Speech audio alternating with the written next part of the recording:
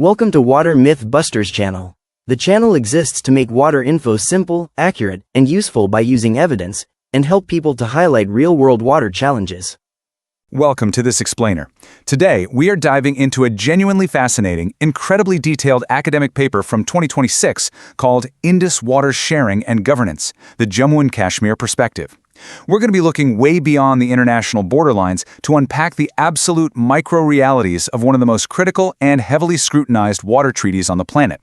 We'll explore the raw data, the tricky geography, and the local voices to really see how massive, macro-level geopolitics actually impacts regional ecological realities. Here's our roadmap for today. We're going to start wide with the historical treaty itself, then zoom way in to see what's actually happening on the ground in Jammu and Kashmir. From there, we'll look at the very real pressures of climate change in agriculture, check out the infrastructure situation, and finally, look at a really compelling framework for how to actually solve some of these disputes. All right, let's set the stage by rewinding back to the original 1960 agreement. When you look at the geography here, you're seeing a massive 1.16 million square kilometer basin spanning India and Pakistan.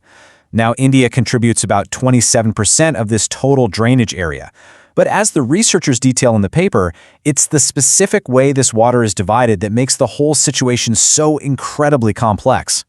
And getting this treaty signed? Oh, it was a marathon. It took 9 years of intense, often grueling talks, heavily mediated by the World Bank.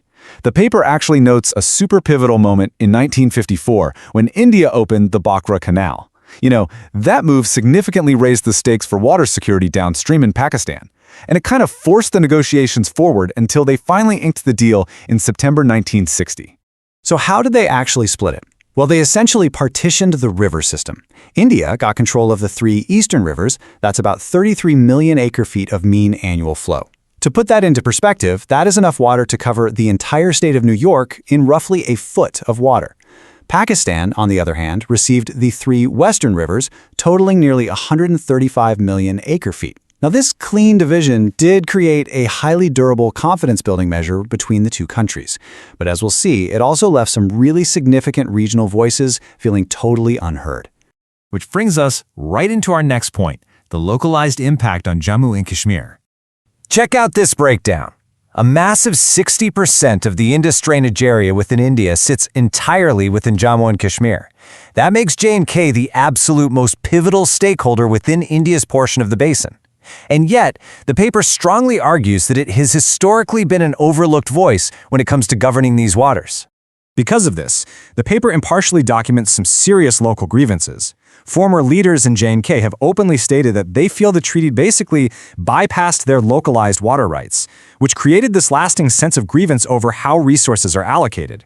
And the authors point out, these aren't just political talking points, right? They stem from very real, pressing demands for water in a region that actually faces severe constraints despite all the resources flowing through it. Now, as if the geopolitical balancing act wasn't tough enough, let's add an environmental crisis to the mix. 23%. That is a stark number. According to the research, that's exactly how much the vital Kalahoi Glacier has shrunk since just 1962. And this is a huge deal because that glacier is the primary feeder for the entire Jhelum River system. The cascading effects here are pretty alarming.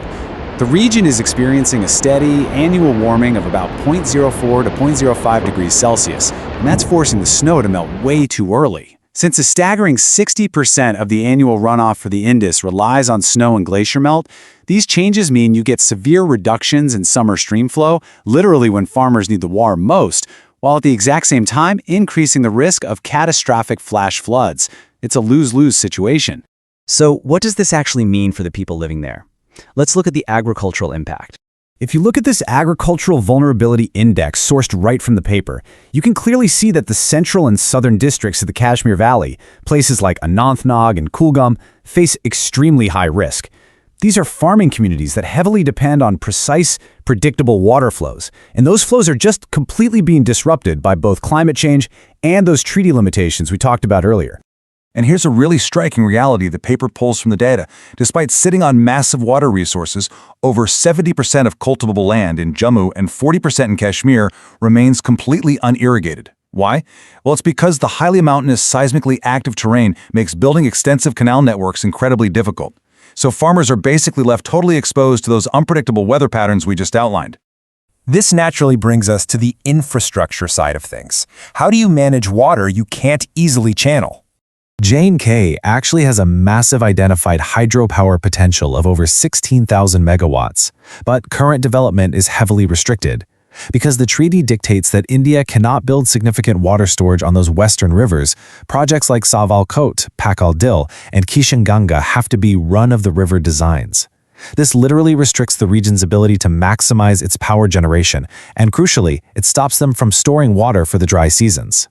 So here is the million-dollar question. When you have a regional population that has literally tripled since 1960, you've got shrinking glaciers, and you're bound by strict international treaty limits, how can governance actually adapt to these local, everyday pressures without accidentally blowing up international security?